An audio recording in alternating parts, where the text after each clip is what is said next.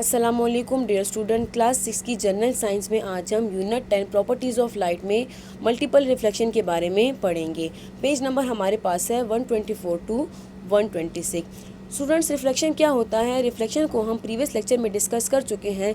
Reflection एक ऐसा phenomena है जिसमें लाइट जब किसी ऑब्जेक्ट पे पड़ती है तो उस ऑब्जेक्ट पे पड़ने के बाद वो क्या हो जाती है, वो दोबारा से पीछे मुड़ जाती है, यानी कि लाइट जो है वो बाउंस बैक हो जाती है। This bouncing back of light is known as reflection. Multiple का मतलब होता है बहुत ज़्यादा, यानी कि मैनी टाइम्स, एक से ज़्यादा।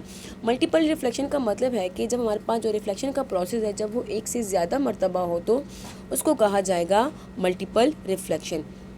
मल्टीपल रिफ्लेक्शन को हम डिफाइन कर सकते हैं कि a phenomena in which number of images of an object are form by placing more than one mirror.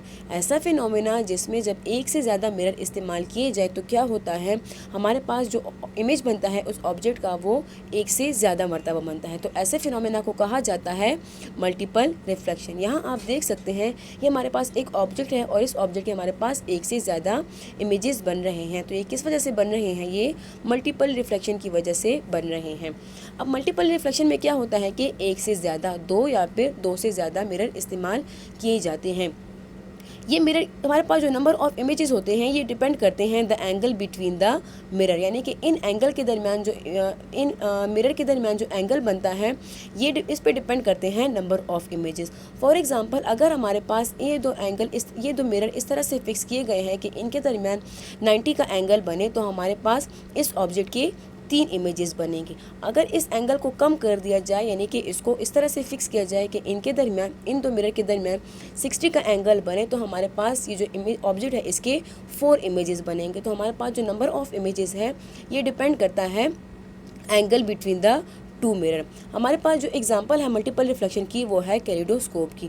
Kaleidoscope क्या है? ये एक ऐसा इंस्ट्रूमेंट है जो कि मल्टीपल रिफ्लेक्शन के प्रिंसिपल पे काम करता है।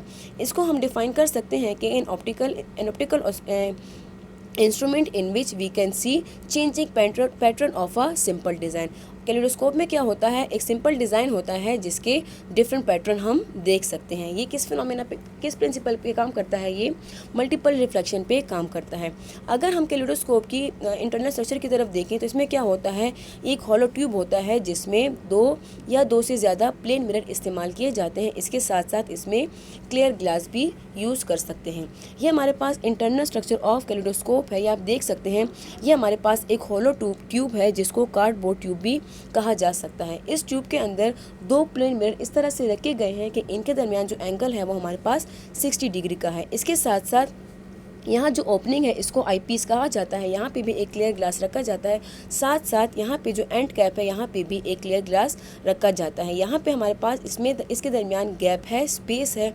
अब ये गैप क्यों है? ये गैप इसलिए है कि इसके अंदर एक ऐसा ऑब्जेक्ट जिसके हम डिफरेंट पैटर्न देखना चाहें वो रखा जाता है। तो कैलिडोस्कोप क्या है? एक ऐसा इंस्ट्रूमेंट है जिसमें जो है एक ही डिज़ाइन के डिफरेंट पैटर्न दिखाए जा सकते हैं, देखे जा सकते हैं, जो कि मल्टीपल रिफ्लेक्शन पे काम करता है। तो स्टूडेंट, आज के लेक्चर में हमने मल्टीपल रिफ्लेक्शन और कैलिडोस्कोप के बारे में पढ़ा। इसके साथ साथ स्टूडेंट्स, अब तक हमने नोटबुक और वर्कबुक में आपको जितना भी काम करवाया है वो आप अपने स्कूल चेकिंग के लिए भिजवा दें। शुक्रिया।